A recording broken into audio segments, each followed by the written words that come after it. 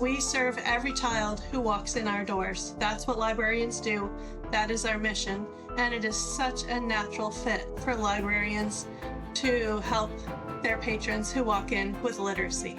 I mean, I don't see that there's any better fit for our missions and the need of our population, the people that we serve, than to build literacy hubs and to help them with their literacy acquisition.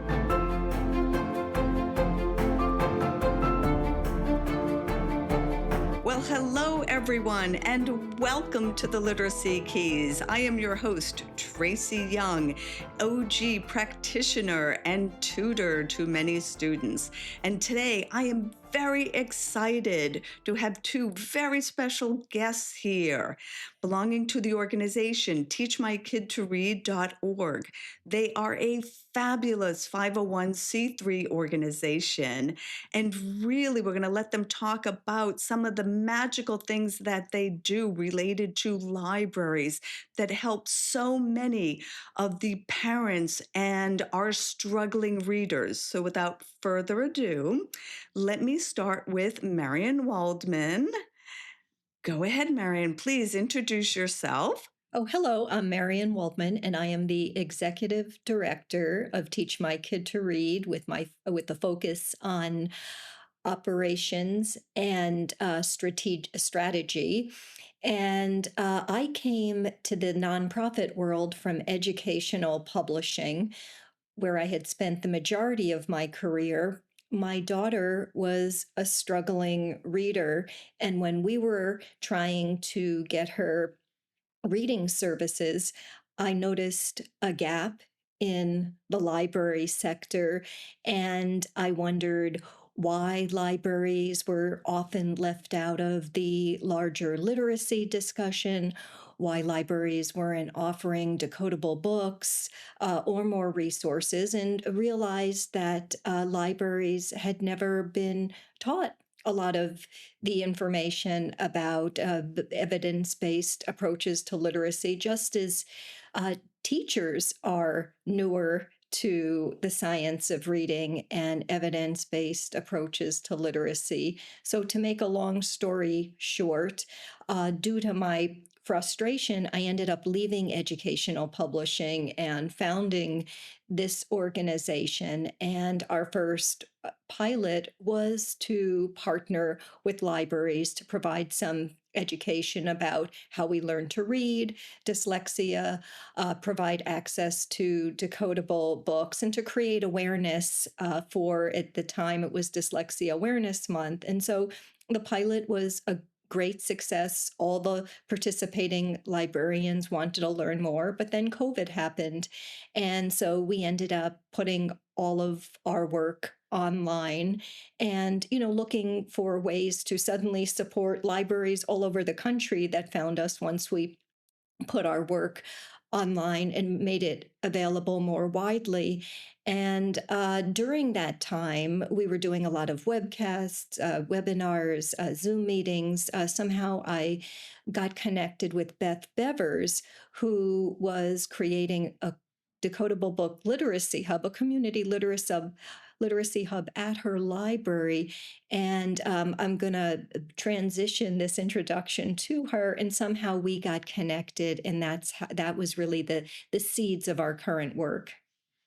Perfect. Absolutely. So, Beth, now, if you could tell us a little bit about yourself, Of course, that'd be we'll start there before we really dive into some of the questions. Very good. So I'm Beth Bevars.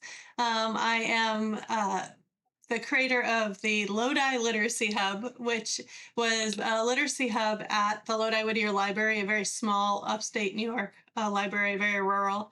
But I always say that most importantly, I'm Maggie's mom, because like Marion, and many of us, my daughter Maggie did not learn to read till 7th grade, severely dyslexic. For many years, they called it the Maggie mystery, why such a lovely, intelligent child could not learn to read.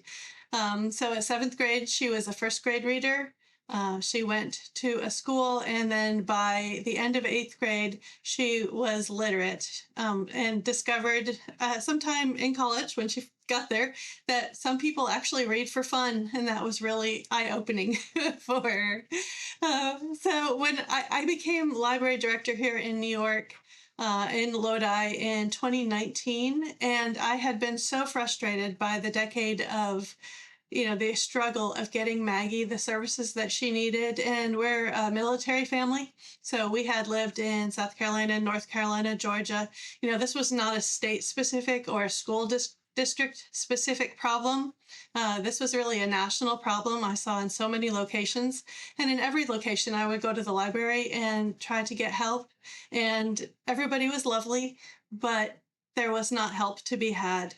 So when I became director in Lodi in 2019, I decided to build the kind of resource that I would have wanted, all those years in order to serve the families that I knew were out there. At that point, I had spoken to enough families that I knew we were not alone, that it really was a national problem. So when I started to build the hub, I started to learn more, learned about Decodables. I had no idea those existed until I was a library director. But that's when I got connected with Marion and learned about Teach My Kid to Read, learned about the work that was happening in New York, and then, transitioned to national. And that's how I became involved with Teach My Kid to Read, and I'm now the executive director for programming, and just love working with librarians across the country to build those resources. We serve every child who walks in our doors. That's what librarians do.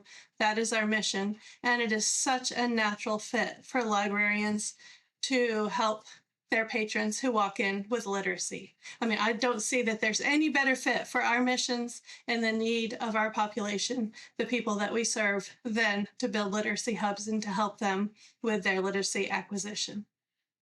Excellent, excellent. And it's interesting because as you're talking, one of the things that really jumps out at me and was part of my own experience was that the way that most of us get involved in this issue is from a personal connection. That the listeners know that my daughter, we discovered when she was in high school. So even later than your situation, Beth, that indeed she was dyslexic, and partly because dyslexia exists on a continuum. So one person's dyslexia is very different from another person's dyslexia. But one of the things I think that happens is that all of us decide this isn't right. We need to change the system. We needed information. We wanted all of these things. And you make change. You Mhm. start putting together things that will help Right. other people. And that's really what's so rewarding. So often, time and time again, there are opportunities. We see the opportunities because we have been in the trenches. We know what is needed. And then we just have to go out and make the change. So, with that, libraries, Beth, as you were just talking, play such a crucial role for parents, for communities, for readers in Mhm. general, and everything else. So, what I'd like to do is talk a little bit about the role that you see libraries playing and from different perspectives. So, the first perspective would be decodables. So, for individuals that are listening that are not familiar with decodables, and I will say years ago, I didn't know what a decodable Mhm. was. I just knew books and books, basically. So, Marion, why don't we start with you? And maybe you could tell us a little bit about what decodables are, how they can be grouped into different categories. Let's start there. Yeah, I mean, that's a good question. And just like Beth, until my daughter struggled, I didn't know what decodables were. Matter of fact, we called them at the time, one of her tutors said there are special books that are phonetically aligned to what she learned. And I think the first time I went to a library, I said, I've heard about these special books. So essentially, the special books, also known as decodables, are uh, are the training wheels. They are the practice that allow children to learn to read independently by practicing the phonics skills that they have been learned. And they start off very simply, where children are just learning the consonant sounds, and then they progress systematically and explicitly to consonant, vowel, consonant words, and just get progressively more complex until a child is fluent. So these are temporary tools, but they're essential. And if you take a step back, it's such a logical, they're such logical tools. Matter of fact, I'll tell a quick story. When I was back in educational publishing, my business partner and I, we both, had children who struggled to read. And before we even knew what special books were or decodable, we actually thought maybe we should publish special books that are phonetically aligned with how kids learn to read. I wonder why these books don't exist. So, kind of like the science of reading or evidence based approaches to learning to read that really are so natural. That's how decodable books just make sense. They really are the tools so that children can just practice, practice, practice until they're confident. Now, some kids are going to need decodable books just for a short time, and they're going to start to become fluent. But my daughter, Beth's daughter, realistically, our kids might have needed to read a book 300 times to reach a level of fluency. But the fact is that nearly everybody benefits from systematic and explicit instruction in decoding, and there's really no reason why libraries shouldn't carry these books, or why anybody shouldn't be able to access them. And I think one of the important things is that parents need to know the name of these books, because and that's where it falls apart, in the sense of, I love how you define these as training wheels, because truly they are the practice vehicles that are going to allow the reader to develop automaticity, so that within 3 seconds they recognize the words and everything.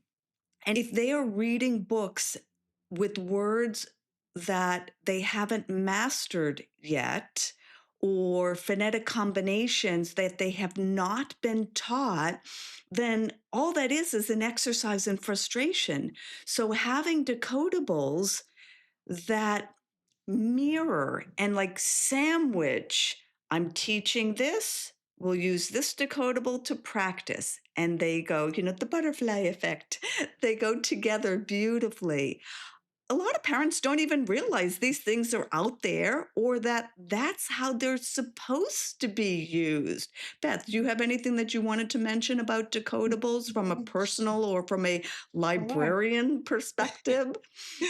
I think personally, when Maggie was learning to read, I kept trying those easy readers, that can be wonderful, like Frog and Toad, one of my favorite, Owl at Home, my absolute favorite. But she was not able to break the code. She could not. She was guessing, looking at the picture and guessing. And so once I learned about the decodables, and the decodables offer, like Marion was saying, the specific practice with the phonics skills that a child has been taught. So they're not guessing, they're analyzing. They're really looking at the parts of the word, which is what we want them to do. They're practicing the eyes on the print. What are the phonics skills? Blending it together. They're having success. So instead of putting the books, like I have my easy readers separate in the library from the decodable books, because they can be wonderful, but their purpose is different. They're later, when we're building fluency, when we know enough of the phonics skills, that then what was a read aloud book becomes a joint read, and then an independent read. So those training wheels start with the decodables, and then they move over into the easy readers, but they're different. They have different purposes for different times, and frankly, for different children at different times. So the decodables are really a missing piece in the library. And the schools aren't necessarily giving the parents the verbiage that they need. I mean, like everybody's trying to figure out what to call all these different parts. And so part of what we do at Teach My Kid to Read is to try to help the libraries align with what the schools are doing so that they can bridge and the parent can speak the same language in both places, and in both places have that language be understood. And that way the librarians who are not reading specialists, but they are aligned with what the school is doing, and they can provide the support that helps. So, the training wheels are great in the library. They're great at home. They're great at school. This is how we all work together. That's part of our mission, is to help everybody understand the decodable books, their purpose, and when is the time to use them. And so that we're all working together in alignment. And Beth, you just said something that really, I think, needs to be emphasized, that librarians are not reading specialists. Can you elaborate a little bit on Sure. that, Sure. please? I mean, I have not yet met a librarian who doesn't want, we all want children to love to read. That is sort of like if you were to, dissect librarians across the country, you would find that at our core, that's what we want. But they have to know how to read. So a librarian needs to understand, and librarian staff needs to understand the process, understand where the different tools fit in. But unless they tutor or somehow have taken on an added role that would be, the choice of that particular library, they are doing what we do with every other. Somebody wants to know about modern art history. Absolutely, we can find you the resource. You want to know about, well, I don't know, carburetors. Absolutely, we can find you that resource. So, and this is literacy. So this is even more central to all of our mission. So let's help the librarians learn and give them the tools and help them know how to explain it to the parents. And frankly, the educators, I have as many educators who come to use the resources as I do parents, because they're trying to learn how to shift what they do in their classrooms. So the books that are for, like, about literacy for parents and educators, I go out to a lot of educators because they are trying to learn the details, the specific details of what you do at 10, 12 in your first grade classroom. How do you shift what you're doing? So then the library, as with so many other topics, is providing resources and support and a safe place where you can come and say, I don't understand, but I want to. And then that is where we shine. Librarians and library staff can find those tools and provide them. And we do it in a place we're known, we're trusted. We're there for our community. It is our mission. So, we can make that connection. So, yeah, librarians don't have to be reading specialists, but it would be so good if they understood the basics and the tools and how to make the connections for whoever walks in the door. All right. So we have these magical books that are training wheels to become better readers, and they're called decodables. Right. So for the listeners, decodables, that's what you're going to be looking for your emergent or for your pre-readers, so that they can strengthen and become excellent readers with automaticity. Marion, can you talk about, are all decodables the same? Are they what are some of the differences that you see?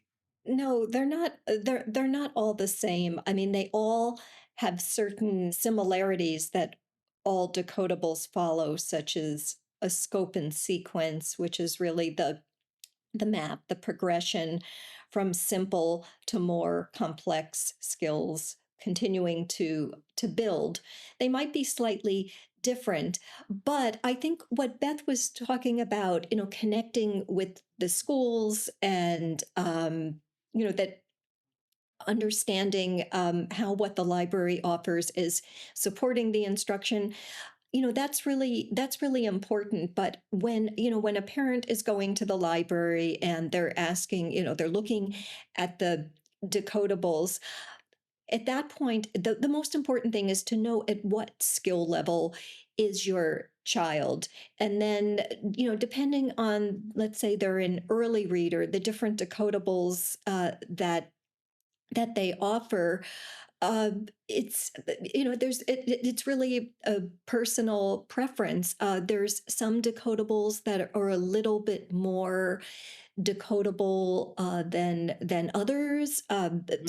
Some decodables are 99% decodable, but they might use more nonsense words than others. Sometimes it's the packaging, and a lot of times, libraries will purchase decodables because they're more durable, or uh, there is criteria for that libraries use for choosing quality decodables. But I think, the important thing when a parent is going to the library and choosing decodables is really what skill level is their child at, and is this going to provide them with the practice. I don't think it's worth splitting hairs and getting into different types of phonics instruction, or going down so many of the rabbit holes that are so important, but maybe not critical for a parent choosing a decodable so that their child can just get that essential practice and start to feel really confident because, oh my gosh, I'm reading it. And let me just add one thing too with decodables too, is I always say some are more quote unquote sexy than others. They're full color and they're really great looking. And they may even have a nice story arc, which you don't realize all decodables have a story arc that we think, God, these are really engaging decodables. But a child picks up a very simple decodable that maybe doesn't look like an authentic text. It's very basic, but they can read it independently. And they are so excited and so proud. And look, Mom, this is what I've learned in school. And I read it all by myself. And so that's the beauty of decodables, that confidence and that pride that I did this by myself, and wanting to show everybody in my family. I want to bring this book home. I want to show my relatives. I want to show grandma and grandpa that I can read this book by myself. And, that's what we want to happen. That's what we want to see happen. Right. Now, can you explain? I've heard of, so you have, let's say for the decodables, like pre-reader, emergent, high-low. What's high-low decodable? I think so. Hilo and Decodable, they go together, but not necessarily. A little bit of a gray area. So a Hilo All book right, so I'm a might. parent. I'm a Yes, parent, sorry. right? Yes. Okay. So I heard there are these magical things called decodables. Okay. Help me. What's a high-low? Help. Okay. So a high-low book is a book written at a high interest level, but a low reading level.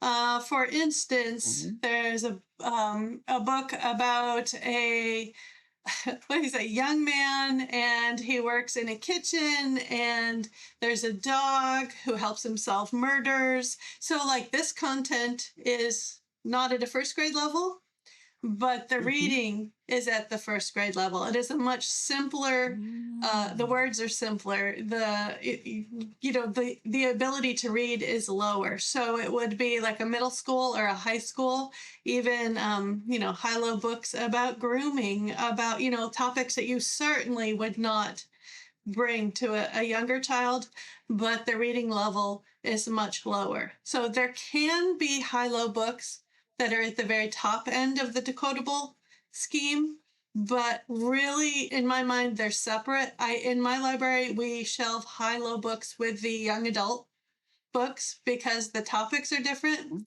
and because an older child who is reading those kind of books doesn't want to go over where we have probably the adorable, decodables with the frogs and the pigs and yeah, so I do have them separated. They're different. So I don't know. I mean, I would start. It depends on how old the child is, I guess. I mean, like I would have to talk to the child, to the parent, and it might be that there are decodables at the higher end, meaning the more complex, more advanced level, that would be more appropriate than the high-low book, because actually the decodable book can end up being more difficult than that high-low book might be. I mean, so at that point, that's a discussion. I'm standing in the library and like taking the books down and looking at them and seeing what's appropriate, but then not only appropriate for reading level, but appropriate for content as well. Okay, so would you define high-low books as a subset of decodables or almost an adjacent I would say category? adjacent. I would say adjacent. They're really, Okay. they can be decodable, but they're not necessarily, and I would not use them in the same capacity. I would say a high-low book maybe when I went and presented to some middle school teachers, and they specifically asked for books that were about, like, say, the Holocaust, but were written at a second grade level. They needed content Okay. specific to advance what they were doing in their eighth grade history class, but their children could not all read at that level. So they wanted content specific at a lower level. So that would be a high low.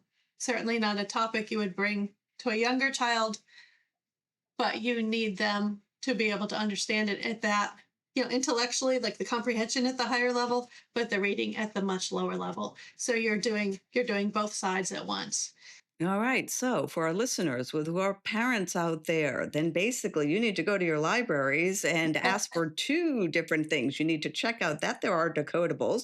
And then you also might want to educate the librarians and just share the information about high low books and how they also have a critical positioning and fulfill a need that's out there. Because unfortunately, there are many middle schoolers who are not reading at the grade level that is expected. And yet, what do we do? So, really, this provides a wonderful resource that will help them address more advanced materials, but still allow them the independence, which is critical to building confidence and higher self esteem to be able to get through and read these books. Oh, I love it. I absolutely love it. Could we Do talk you about audiobooks? see? Well, Which you know what? You read my mind because I is was that where just you were going to going? ask you. That is exactly where I was going. I have a really strong opinion about audiobooks, and it has changed since I became an Orton Gillingham tutor. But I am curious, and oh, by the way, I support audiobooks. I think they're essential. But I'm curious, what do you think about audiobooks, and what role do they play in libraries? Who wants to take first? Raise your hand. Oh, I will. Dive in. I would love to Beth take likes this. that. Okay, so we know that in order for a child to understand what they read, they have to be able to do both lift the words off the page, so the decoding piece, supported by Decodables, and they have to have that language comprehension piece, which is supported by so many things, but in libraries, programming, story time, I mean, our collections like libraries and language comprehension are together forever. So, but in order to be able to read a book and understand, you have to be able to do both. So, what if your decoding skills are not at the place like Maggie, seventh grader reading at the first month of first grade level? So, she was not able to read any text put in front of her except for incredibly basic ones. But intellectually, she was capable of understanding the topics, the content, the conversation. Like she carried a Harry Potter book around with her. She could understand, but she couldn't read. So audiobooks fulfill that gap when there is a big disparity between the ability to read, but the ability to comprehend, which, many, many children are able to completely comprehend at such a higher level than they can read. So audiobooks help fill that gap. And libraries, of course, we have audiobooks on the shelf, then like Overdrive or Libby or Hoopla or Tumble. What is it? Tumble books. I mean, there's so many that the different libraries across the country have that that is a way for a child to access, even if it's just accessing the book that everybody's talking about in the lunchroom. So then you are able to be a part of that social scene when you're sitting at the lunch table Mhm. and everybody's talking about the new, I don't know, vampire book. I don't know, whatever it is that's, really popular right then. And you are able to engage in that conversation, not because you have the phonics skills yet to decode or to be, have automaticity to read that, but because you have the intellectual capacity and the language comprehension skills to listen and to understand. So, audiobooks in their many varieties can fill that gap and are incredibly important as, really, I mean, not only a tool, but like a tool of allyship. I mean, for dyslexics or those who haven't yet learned, how to decode and read. I mean, they're not just like a supplemental, they're an essential to help make sure that the children aren't left behind because they can continue to have discussions about all those weighty topics or whatever is happening out there at the eighth grade lunch table. But they're still learning to decode and bringing that up. So to me, they fill that gap and are essential. Absolutely, absolutely. And unbeknownst to me, when my daughter was in middle school and then she in early high school, she was using audiobooks because Mhm. it allowed her to keep up. Yes. One of the things that, again, depending upon the child, that helps, I think, is to follow along with the Yes. book, provided that they match and that they follow that the Mhm. narrative follows the written page closely, because it does help. Another thing is, so often dyslexics, they need to build the stamina, and so they will get physically exhausted after reading 1 to 2 pages, and audiobooks allow them to push through, to continue reading, and not have to put the book down because their brain needs a break, a critical break. So there are multiple things, and Like having the books read by humans is mm, very important. And then having as well the ability to speed up, because that oral language comprehension piece doesn't mean it's in real time. It can be faster. So, like that's a lot of what Maggie did is she turned up. I know I would hear it. That's, oh my goodness, how are you doing that?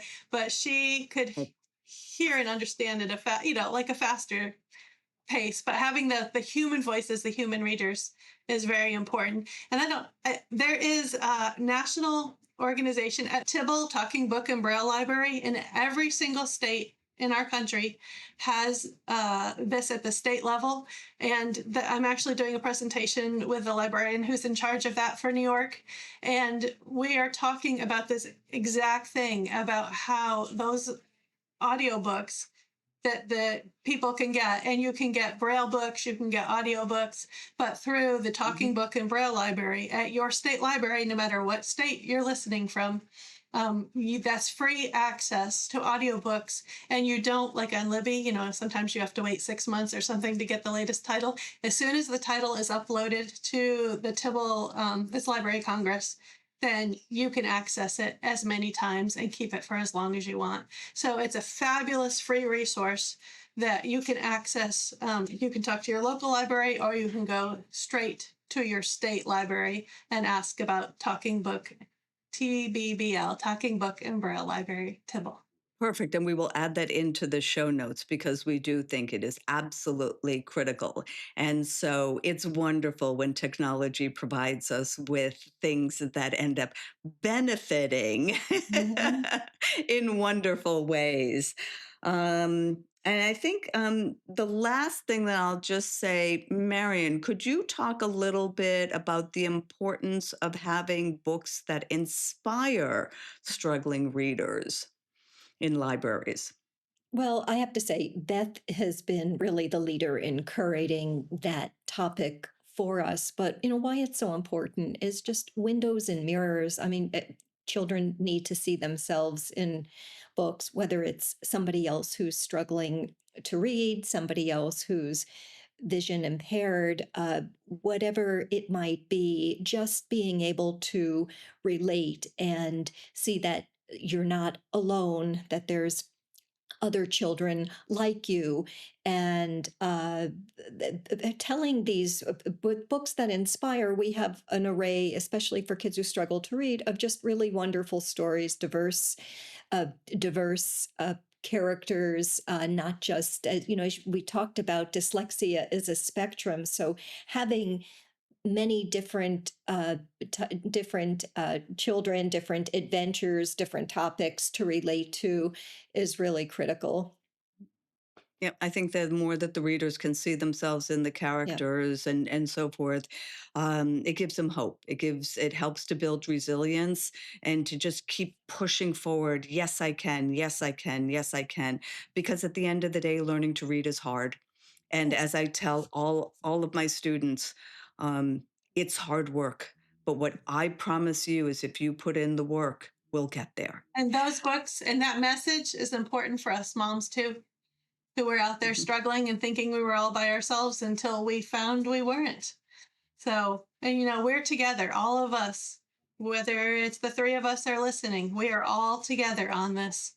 And, we will make a difference, and we will help our individual children, and we will help, uh, hopefully, the entire country and beyond. Yes.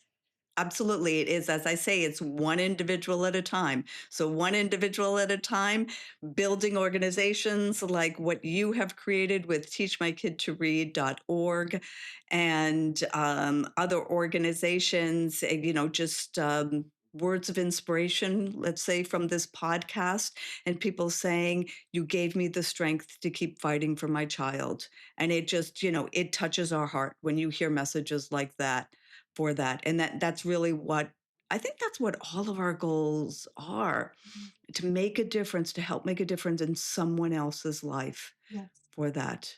So, with that, then, I am going to thank both of you for a marvelous interview and session, and really for helping to spread the word to parents of these magical books that are called Decodables, that are available at your local public library. And if they're not, then engage in a conversation about the value of these books and how they truly, truly are wonderful. There are quite a few resources available on the teachmykidtoread.org website. So, parents, we encourage you to go and check it out. So, with that, I am going to thank everyone and sign off for all the listeners. Ciao.